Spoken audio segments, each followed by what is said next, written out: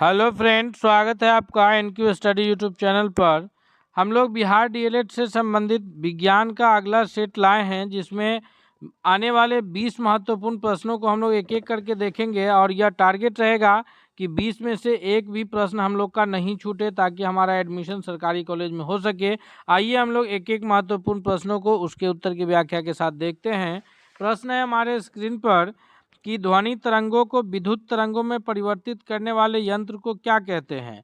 यानी वह कौन सा डिवाइस है, वह कौन सा यंत्र है जो कि ध्वनि तरंग को यानी साउंड वेव को इलेक्ट्रिक वेव में चेंज करने का काम करता है। तो दोस्तों, साउंड वेव को जो इलेक्ट्रिक वेव में चेंज करता है यानी ध्वनि तरंग को विद्युत तरंग में चेंज करता है, वो हमारा माइक्रोफोन होता है। सिंपली हम माइक कह सकते हैं कि माइक के जरिए जब हम लोग बोलते हैं माइक में, तो वहाँ पर हमारी ध्वनि को माइक क्या करता है कि ध्वनि तरंग को विद्युत में परिवर्तित कर देता है।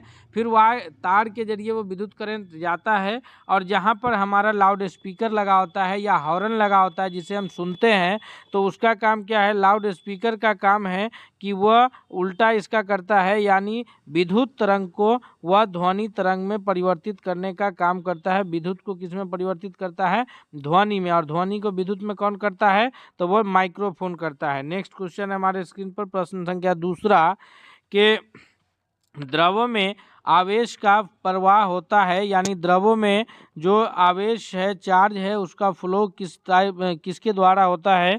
तो द्रवों में जो चार्ज का फ्लो है वह आयंस के द्वारा होता है, यानी ऑप्शन नंबर इसका बी दूसरे नंबर प्रश्न का सबसे करेक्ट आंसर के रूप में क्या जाना जाएगा, ऑप्शन नंबर बी।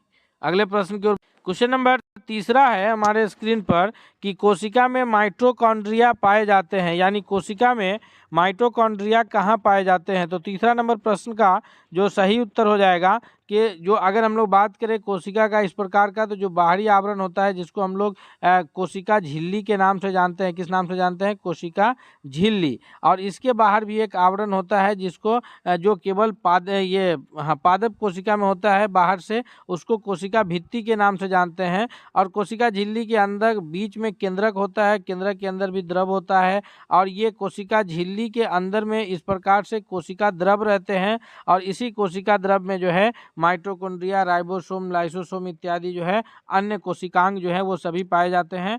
तो ये कोशिकांग माइटोकॉन्ड्रिया, जिसे ऊर्जा ये कोशिका का पावर हाउस कहा जाता है, यह कहाँ पाया जाता है, तो यह कोशिका द्रव में पाया जाता है। यानी तीसरा नंबर प्रश्न का सही उत्तर के रूप में ऑप्शन नंबर सी जाना जाएगा। दोस्तों, हम एक एक महत्वपूर्ण प्रश्नों को कवर करेंगे जो आपके परीक्षा की दृष्टि से बहुत लाभकारी साबित होगा।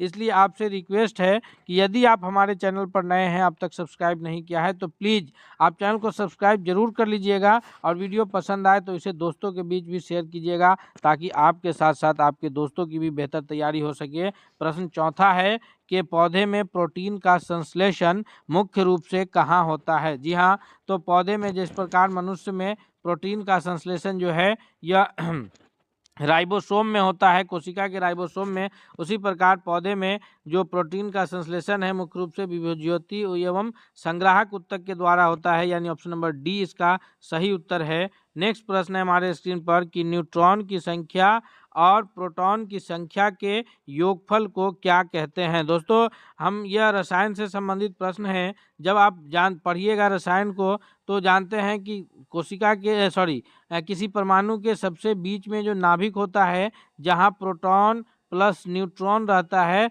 और उसके चारों ओर कक्षाओं में इलेक्ट्रॉन जो है रहते हैं, तो यहाँ पर प्रोटॉन और न्यूट्रॉन जो नाभिक में उपस्थित रहते हैं, तो प्रोटॉन की संख्या जो है वो परमाणु संख्या कहलाती है। अब प्रोटॉन प्लस न्यूट्रॉन की संख्या, याद रखिए, प्रोटॉन प्लस न्यूट्रॉन की संख्या जो है यह मिल करके द्रव्यमान संख्या के नाम से जानी जाती है। यानी पांचवा नंबर प्रश्न का ऑप्शन नंबर सी सबसे सही जवाब होगा। अगले प्रश्न की ओर बढ़ते हैं। सवाल नंबर छठा है हमारे स्क्रीन पर कि निकोटीन पदार्थ किस पौधे में पाया जाता है। तो निकोटीन पदार्थ जो है यह मुख्य रूप से कहाँ पाए जाते हैं, तो तंबाकू के पौधे में निकोटीन पदार्थ अधिक मात्रा में पाए जाते हैं।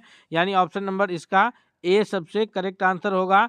चाय में भी निकोटीन की मात्रा पाई जाती है। नेक्स्ट प्रश्न की ओर बढ़ते हैं। सवाल नंबर 7 है कि निम्नलिखित में से किस पौधे की जड़ों पर ग्रंथियां यानी नूडल्स या गांठ जो है पाए जाते हैं।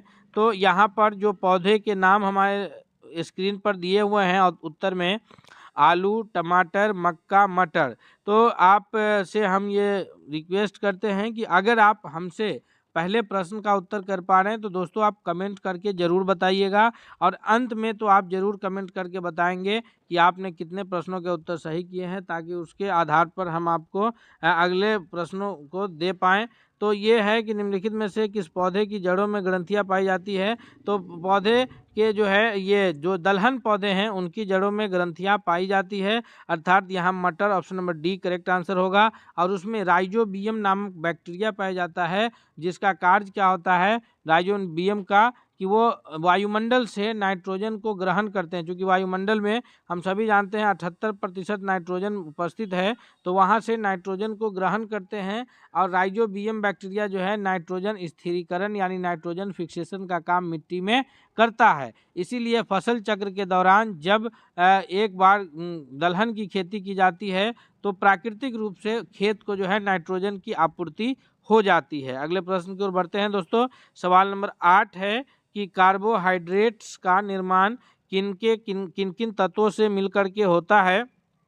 तो कार्बोहाइड्रेट्स का जो निर्माण है यह मुख्य रूप से कार्बन, हाइड्रोजन और ऑक्सीजन, जी हाँ, कौन कौन से तत्व मिलकर के कार्बोहाइड्रेट्स का निर्माण करते हैं, तो ये है कार्बन, हाइड्रोजन और ऑक्सीजन, यानी 8वां का ऑप्शन नंबर डी सबसे करेक्ट आंसर हो जाएगा। नेक्स्ट प्रश्न की ओर बढ़ते हैं। सवाल नंबर 9 है कि टाइफाइड तथा पेचिस रोग फैलते हैं। टाइफाइड और पेचिस जो है यह मुख्य रूप से किनसे फैलने वाले रोग हैं, या वायु प्रदूषण, जल प्रदूषण, या स्थल प्रदूषण, या रेडियोधर्मी प्रदूषण।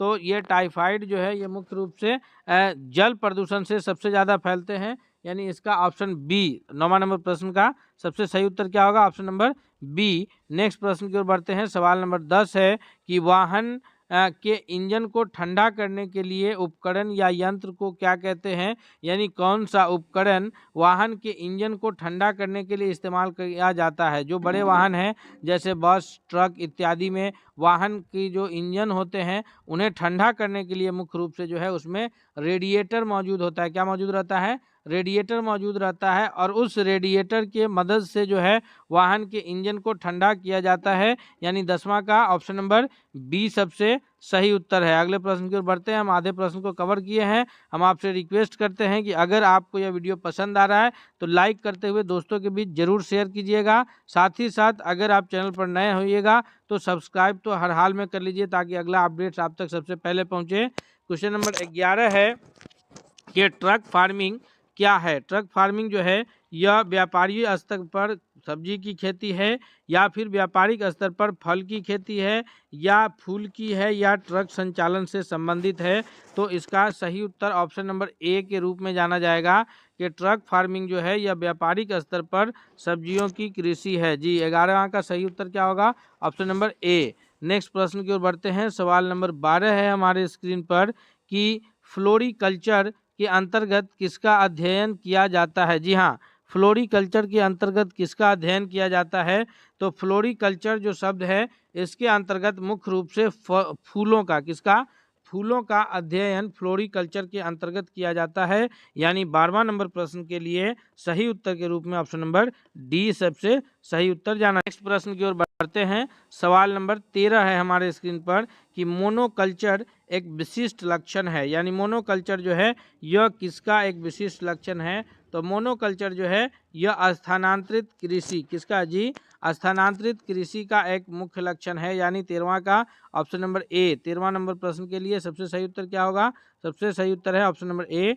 नेक्स्ट प्रश्न की ओर बढ़ते हैं। सवाल नंबर 14 है कि किस मिट्टी में अधिक समय तक आर्द्रता बनाए रखने की क्षमता पाई जाती है, यानी नमी अधिक समय तक, लंबे समय तक किस मिट्टी में। भारत में विभिन्न प्रकार की जो मिट्टी है, जलोढ़ मिट्टी है, लैटेराइट मिट्टी है, काली मिट्टी है, उसी प्रकार से लाल मिट्टी है। तो इनमें जो है याद रखिएगा 14वां नंबर प्रश्न का सही उत्तर ऑप्शन नंबर बी है कि काली मिट्टी में सबसे अधिक लंबे समय तक जो है ये बनाए रखने की, यानी नमी बनाए रखने की क्षमता पाई जाती है। जलोढ़ मिट्टी दो तरह का होता है, पुराना जलोढ़, नवीन जलोढ़, जिसको खादर कहते हैं, और पुराने जलोढ़ को नवीन यानी नए जलोढ़ को क्या कहते हैं, खादर, और जो पुराने जलोढ़ है उसको क्या कहते हैं, उसको कहते हैं बांगड़।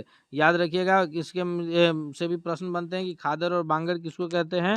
तो ये जलोढ़ मिट्टी के दो अलग अलग प्रकार हैं, पुराने को बांगड़, नए को खादर के नाम से जाना जाता है। नेक्स्ट सवाल है, क्वेश्चन नंबर 15 है हमारे स्क्रीन पर कि यदि दर्पण में बना प्रतिबिंब हमेशा मतलब ऑलवेज जो है यह सीधा और आकार में वस्तु के बराबर है तो फिर दर्पण वह कौन सा होगा।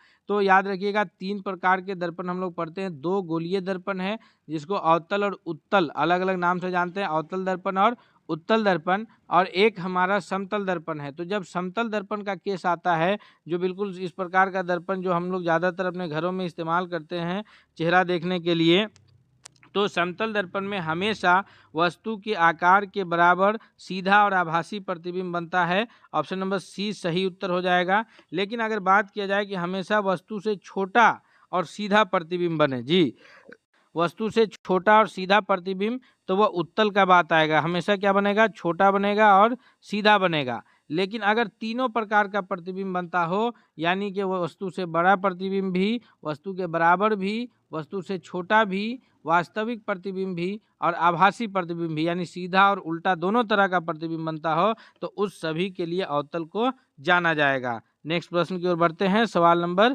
16 है हमारे स्क्रीन पर कि उत्तल लेंस की क्षमता क्या होती है। तो उत्तल लेंस की जो क्षमता होती है, लेंस दो प्रकार के होते हैं, एक उत्तल और एक अवतल, और लेंस की क्षमता को तो डायोप्टर में मापते हैं। जी मात्रक क्या है, याद रखिएगा, मात्रक है डायोप्टर, और जो डायोप्टर इसका मुख्य मात्रक है, और इसकी जो क्षमता होती है यह धनात्मक होती है, और अवतल लेंस की क्षमता ऋणात्मक होती है। नेक्स्ट प्रश्न की ओर बढ़ते हैं। सवाल नंबर है 17 हमारे स्क्रीन पर कि पानी में डाली हुई छड़, अगर किसी पानी के बाल्टी में कहीं पानी की मौजूद है किसी बाल्टी या बर्तन में, उसमें हम लोग कोई रड को डालते हैं तो वह रड जो है यह टेढ़ी मालूम पड़ती है, ऐसा क्यों होता है।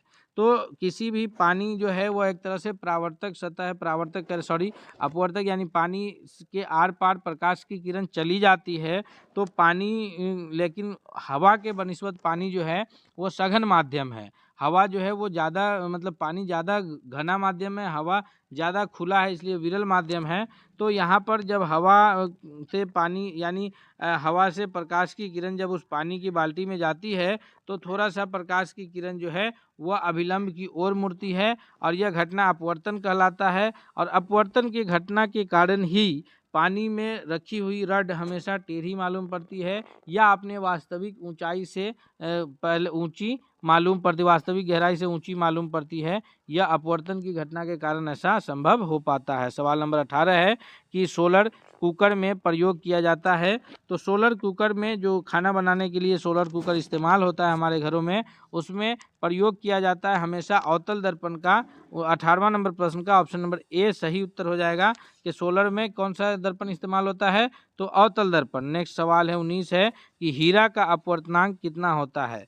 तो हीरा अपवर्तनांक जो है वह किसी माध्यम में निर्वात में प्रकाश की चाल, अपवर्तनांक किसको कहते हैं, निर्वात में प्रकाश की चाल बटा माध्यम में प्रकाश की चाल।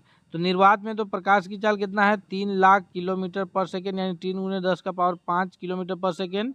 और हीरा में जो प्रकाश का चाल होता है वह सबसे न्यूनतम होता है। यही कारण है कि हीरे का अपवर्तनांक सबसे अधिकतम होता है, अर्थात option number D correct answer हो जाएगा कि 2.42 जो है हीरा का अपवर्तनांक होता है। याद रखिएगा, हीरा में प्रकाश की चाल सबसे न्यूनतम होती है, इसी कारण उसका अपवर्तनांक सबसे ज़्यादा होता है। वायु में प्रकाश की चाल लगभग निर्वात के बराबर होती है, इसलिए वायु का अपवर्तनांक 1 के बराबर होता है। चूँकि अपवर्तनांक क्या है, अपवर्तनांक जो है वो दो माध्यम में प्रकाश की चाल का अनुपात है। एक ऊपर में निर्वात लेना है, नीचे में जिस माध्यम का हमको अपवर्तनांक निकालना है उसको लेंगे।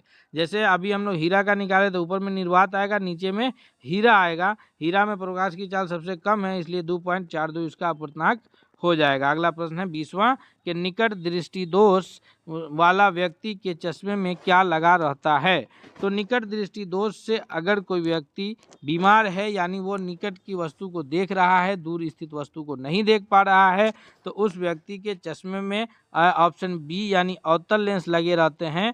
वहीं उसके विपरीत अगर कोई व्यक्ति दूर दृष्टि दोष से ग्रसित है तो उसके चश्मे में उत्तल लेंस लगता है। लेकिन अगर किसी व्यक्ति को उम्र के साथ साथ इस प्रकार की परेशानी आती है कि निकट और दूर दोनों प्रकार की बिंदुओं को स्थित वस्तु को वो नहीं देख पाता है, तो उसमें द्विफोकस यानी बाइफोकल लेंस का इस्तेमाल किया जाता है। दोस्तों, हम लोग 20 महत्वपूर्ण प्रश्नों को इसमें अभी कवर किए हैं, जो आपके आने वाली परीक्षा की दृष्टि से बहुत लाभकारी साबित होने वाला है।